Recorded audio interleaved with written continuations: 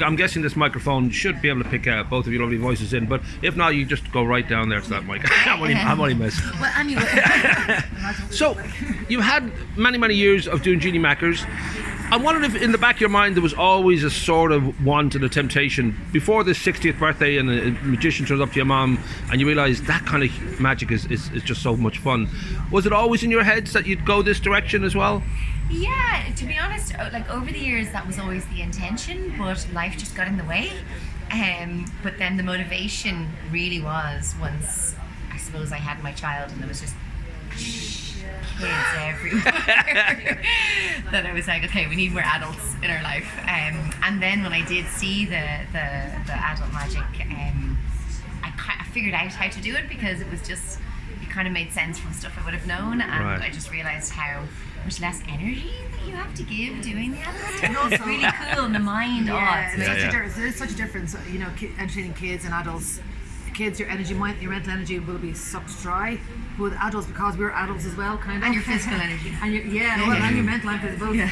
You know, it's kind of like a social life in a way. It's banter. It's, you know, you're mingling with people. So you're going from table to table, mingling, doing tricks, having great fun. But I think all the learning we've got from kids, working with kids and doing kids magic, just kind of, you know, it comes out of us and into that, like, you know, as well, you know. I know so much. Even if someone books us, say, for an hour, and you think, oh, there's not a huge amount of people, so we'll go with just an hour, and it's amazing how once we start, we always stay over as well afterwards. We're having so much fun, you know. And we worry sometimes because if we're booked for an hour and there's 14 people, 15 people, you're like, oh my goodness, how am I going to, you know, entertain these people for that much time? Every single time, we just spoke about it yesterday, every single time we stay over, and we always, it's a wonderment in itself, you know, because you think, I can only do this, but it's the banter, the fun, the crack is so much, and the want to do the magic is there and so amazing. But you end up staying, it could be 2 hours. Won't guarantee that every time, but especially the weddings. The weddings are brilliant. Right. Yeah, no, stags and hens are great as well. You know? Yeah. So I think that kind of, you know, real fun side of things. Like corporates are a little bit, you know, we wouldn't say it's long after a corporate maybe. No, but you know what? The corporates, when we're starting off, we're like, okay, I'm sure we're going to be leaving on time. You know, that kind of way. Like, we're going to have great fun, and then we're going to. But then once again, you know, even the corporate I did recently, there weren't that many people, and they're booked for 2 hours. And at the beginning, I was like, right, okay, I'm going to have to get these people into groups. How am I going to do this?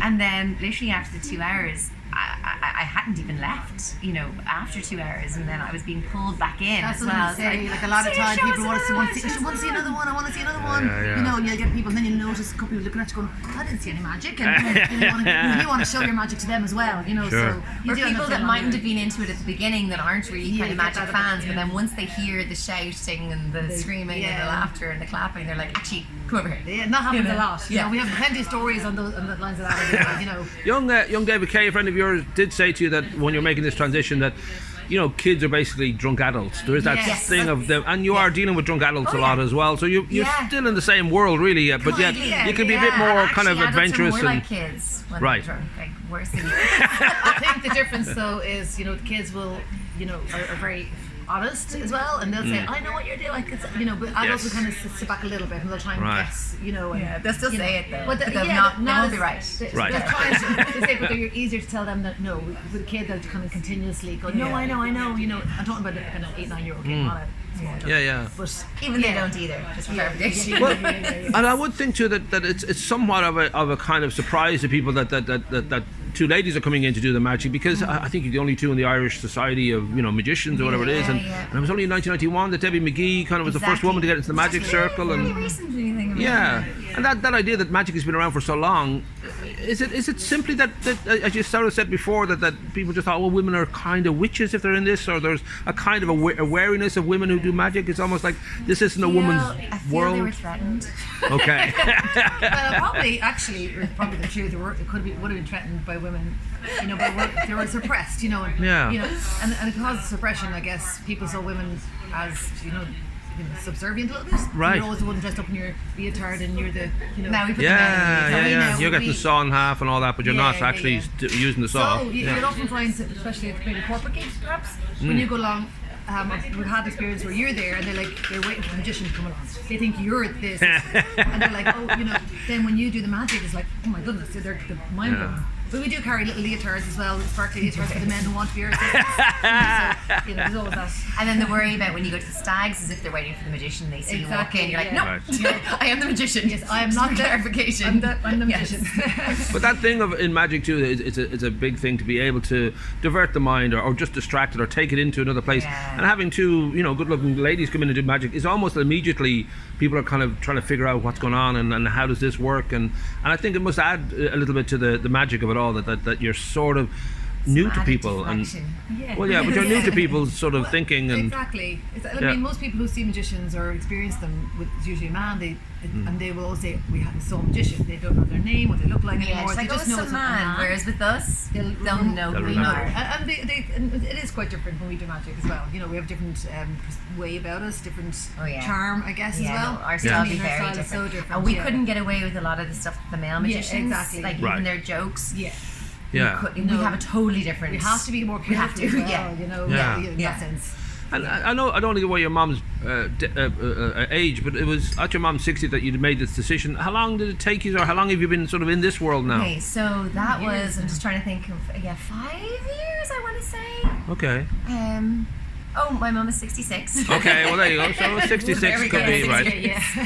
But the actual leap into the world, did it take a while to kind of figure that out? Actually, interestingly enough, we kind of had the basis anyway. Right. And but obviously there was a lot to learn. And I think the beginning, the start of it all was joining the Magic Circle, which was a little bit intimidating at the beginning because they're all men and magicians and magicians and amazing magicians at that. Wow. So when I suppose I think I initially went beforehand to scope it out before reeling Dee in. And I remember when I did go initially, when I was walking in, I was like, oh God, I'm going to be eaten alive. This is going to be, this is going to be a men's club. And it wasn't at all. They were amazing. They were so welcoming, and they were really happy that a female was there. And also, they were willing to share as well. So they taught us so much, Yeah. And now they're great friends of ours, and we love being part of the Magic Circle. Yeah. And we go to Blackpool without COVID every year. Right. There's a convention there for And that's 5,000 magicians. unbelievable. It's mind-blowing. Yeah, it's mind-blowing. Literally within the week, our brain just expands. Yes. It literally hurts. Yeah, it does, yeah. It's just the most incredibly intelligent people, and the stuff is just amazing. I mean, even we know what's going on a lot of time magic, we're still mind blown with what we see. No matter what, it's always, oh my goodness. The question you mentioned earlier, how do you do it? What how's that done? We still ask that question. I think every magician will always ask that question, and I think you have to learn to get better. As well. From the point of view of the act itself, I mean, obviously there's a lot of wonderful tricks that people will generally do because they're so effective and people love them. But I don't know if it's a part of you wants to sort of try and figure out brand new things that only you can do, or is that in your thinking yet? Do you sort of feel, well, we need to sort of patent a few ideas that are ours? And we've done that for the kids actually already, to be honest. But I think as well, initially years back, we just kind of wanted to learn everything to figure out what our niche was really. Do you know? And I know even though I can do the card tricks and the disappearing stuff and all that kind of stuff, the mind reading is definitely my favourite. So I've kind of zoned in on that a bit more and kind of expanded it, and that's kind of my. Obviously, I do everything else, but. Yeah, you do find the one that just love the reactions from it, and I just find it so, fascinating. I just find it so interesting. Yeah. It's amazing. Like, I love the mind read myself. Obviously, it's part of what we do. But I think making things disappear is my kind of favorite thing. Right. Because I love it's just that reaction. And even though people like yourself, Paul, might know it's a trick, it's still the fact that it's made disappear is impossible to figure out. I think that makes it more magical when you know that was something somebody figured out how to, get this illusion to work, and it's not. There's no strings that you can see, and there's But that is a huge difference when you look at someone like Darren Brown, who's very quick to sort of let people know, well, this is, illusion. This is tricks. This is, there is a kind of a thinking. His stuff, actually. Right.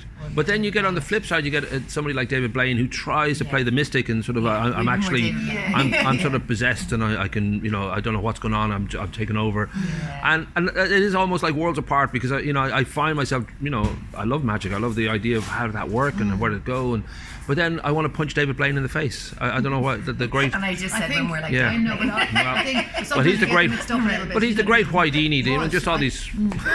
I get where you're coming from there because with David Blaine as well, I think it's amazing. I think magic. The illusions are fantastic and they're humongous and they're they're big and they're out there, and and people love that. It's like David Copperfield, you know, and everything. Yeah.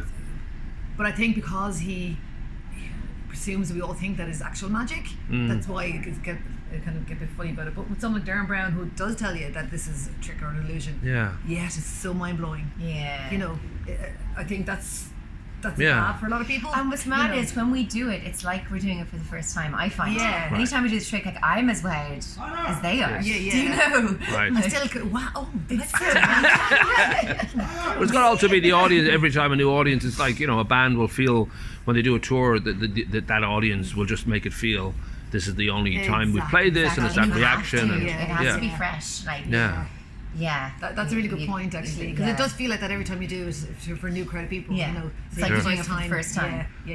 You exactly. know? So would there be a kind of a plan now? Because obviously you've done the Red Cross, a ball, you've done the Dublin Chamber of Commerce, you've done, you know, huge corporate gigs, but is there a sort of a hope and a plan that you would sort of make it, I don't know, like abroad, or whether there's certain TV plans or there's certain things you'd love to do? Yeah, so many. The list goes Time is on. the thing. I'd say the first thing is to perform at the Blackpool. So that's our next kind of hope. Okay. Or kind of our next thing, I guess, is perform there as both either kids entertainers and maybe do a bit of adult magic as well. You know, close-up magic. It's kind of the Entertainer of the Year awards. Okay. So you compete here, and then if you Get through here, you're over to... Yeah, so you'd be the Final. Irish attendant. Like, Wow, you know, so, okay. Yeah. Right. and then it's everyone around the world Yes. performs at Blackpool, and it's amazing. So we're- the last time we were like, okay, that'll be our next. Well, COVID stopped that because of the last 2 years we couldn't do anything, obviously. Yeah. Okay. So now this year we're thinking, okay, well, let's get back on this, you know. Yeah. So hopefully this year will be the year. Well, it'll be But the next year, problem but- is we just have so many ideas all the time, so we're constantly like, oh, we should do this. Oh, okay, and then we'll go down and like, oh, but we need to do this too. And you know, it's the amount of time in the day sometimes. Sure. Where, you know, we're gonna do it all. It's just a matter of when. But we do have plans to do magic school and Oh yeah, Right. magic school for the kids is our next brilliant. one. so that's Okay. kind of a local thing as well. Yeah, it's going to be a nice thing to more than anything for kids' social skills. Yeah. Right. Because I know that if I had the skills that I have now when I was 13, Yeah. It's, Yeah. it's an So icebreaker, great, you know what I mean? It's an icebreaker for teenagers as well. To Yeah. learn a bit of magic, to show, even if they're a little bit quiet or introverted or anything, to show a bit of magic is kind of just basically lets them integrate a little bit better with their peers as well. Do you know what I mean? It helps a bit. I suppose just to wrap up then, I don't know, because as you get deeper into the adult magic and obviously this world is something that you love, but are there certain people that you look to as sort of like the Elvis or the Ray Charles or the Beatles of this world, or does that constantly shift where you just find new people and it new... does kind of shift. It shifts Right. a bit. It does. I mean, there'll always be one or two that you will love. Like, I mean, other female magicians are great for us as well because we learn from them. Like we Faith Presto and Laura London. Yeah. I keep saying her name back to her. It is Okay. Laura London. Yeah. You know, it's other female magicians as well. And then the male ones. Just we have different likes, really, don't we? You know. And also, I think as well is once we learn the tricks that someone we think is mind-blowingly amazing, once we learn those tricks, we're like, okay, now we go. Do you know? It's like you've worked out a puzzle So now and a we're next kind of puzzle. on the same and- level then. Do you know Right. that kind of way? I mean, there's that so we're many not of as them. I don't know if intimidated is the right word, but you know what I mean. You know, and Starstruck. Exactly, and also there's so many, and most magicians would have started this height.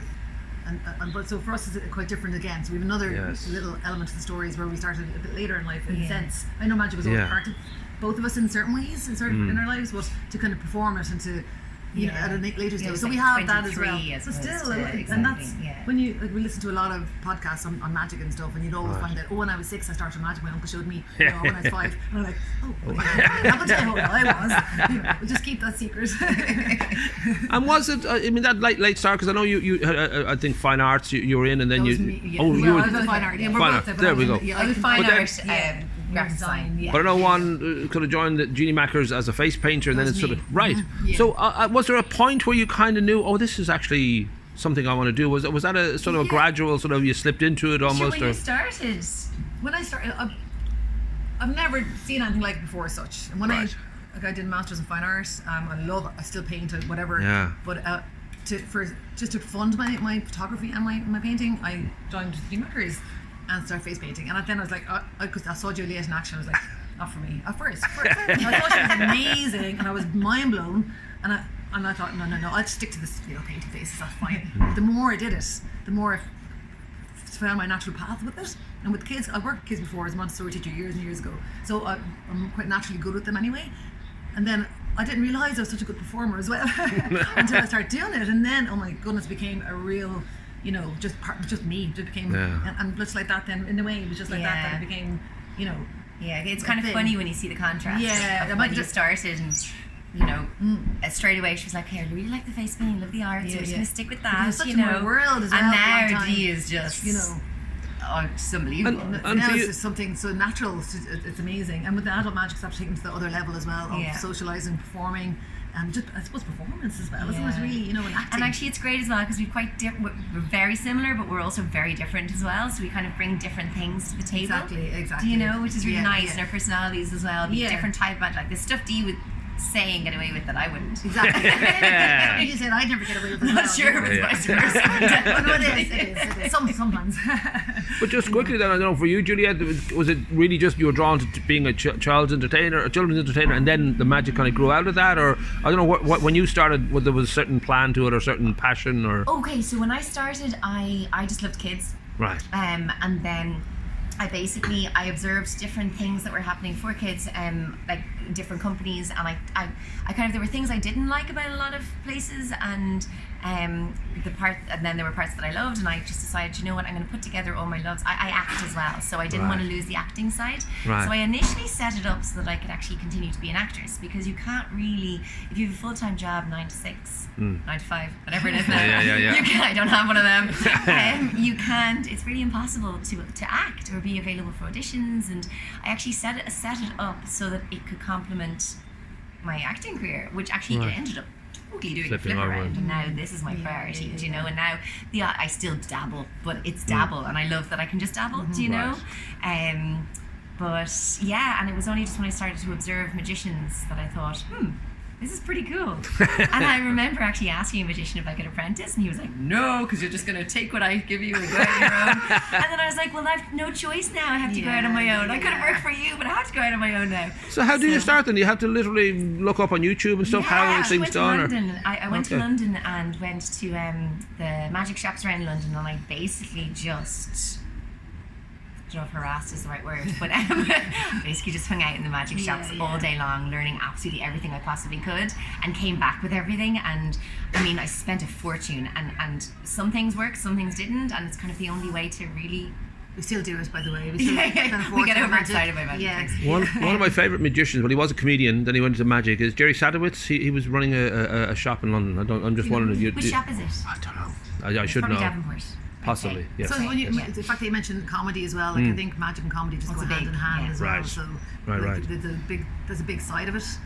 Something we have to kind of build up with for ourselves as well, isn't it? So comedic element, you know. I think also it was Faye Presto that said, if you have a lot of time, if you have a week to learn anything, put down your tricks and just study people. And it's so true. Well, it's so true. Yeah, we need to know. It's all about people reading as well. Has Faye Presto ever got an award for her name? That's a great name, I always thought. She deserves it. She deserves an award for that name. Really is, But that London trip, and that seems like it was a kind of a real strong decision on your part. Well, I'm actually going to go and learn all this by myself and figure it out, because there's no guarantee it's going to work or you're going to make a living. And even at that, I started off in the recession, so once again making a living. I was like, what am I doing? But it just felt right. I just like, no, this is the right thing to do, and I had no intention on teaming up with anyone or taking anyone on board or anything. It was just me doing my thing, and I was doing it with the right reasons.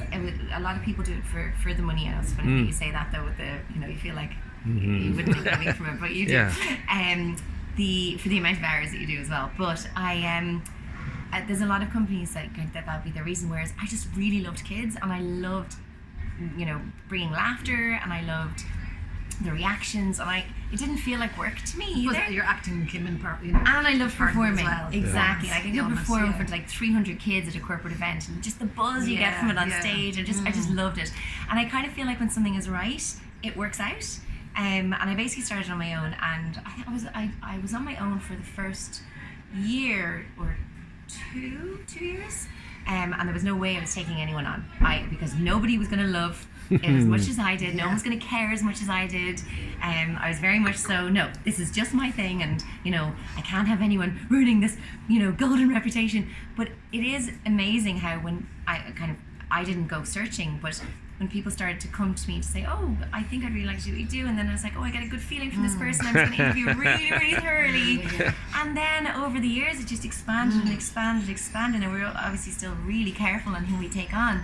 But it's so lovely to have a really nice big team now, and they're all actors or artists, and teachers, every single one of us, and a few teachers, and every single one of us really, really cares. Do you know? And that's when we do take people on, it's about that, it's about caring. And we know quickly, and we listen to our gut, and we know if they're the right people or not. Seriously, it's so important, isn't it? You sure this isn't a religion? It's starting to sound like a religion to me. It's a cult. Okay, cool. Just to correct you on that one. We will finish up. We'll pause here and we'll finish with a little magic trick just to give people a treat. Yes. Rock and roll.